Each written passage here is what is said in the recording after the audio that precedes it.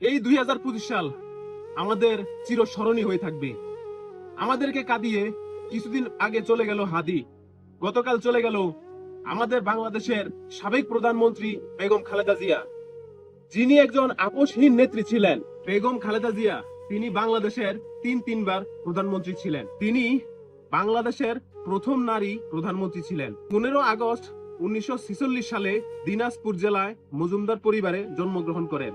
তার পিতার নাম ছিল ইস্কান্দার মজুমদার এবং মায়ের নাম তৈয়বা মজুমদার।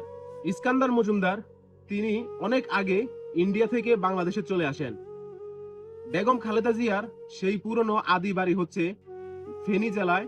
1960 সালে খালেদা জিয়া জিয়ার রহমানকে বিয়ে করেন এবং 1981 সালে জিয়ার রহমান মারা যাওয়ার পর 1981 সালের জানুয়ারি মাসের 2 তারিখে তিনি বিএনপিতে যোগদান করেন। 1984 সালে তিনি বিএনপির চেয়ারপারসন হিসেবে নির্বাচিত হন।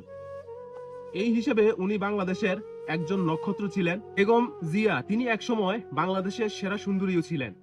আজ একটি কথা না বললেই নয়, তাকে আমরা সবাই দোয়া করি আল্লাহ যেন তাকে বেহেশত নসিব করেন। এই 2025 সালে আমরা অনেক কিছুই হারিয়েছি।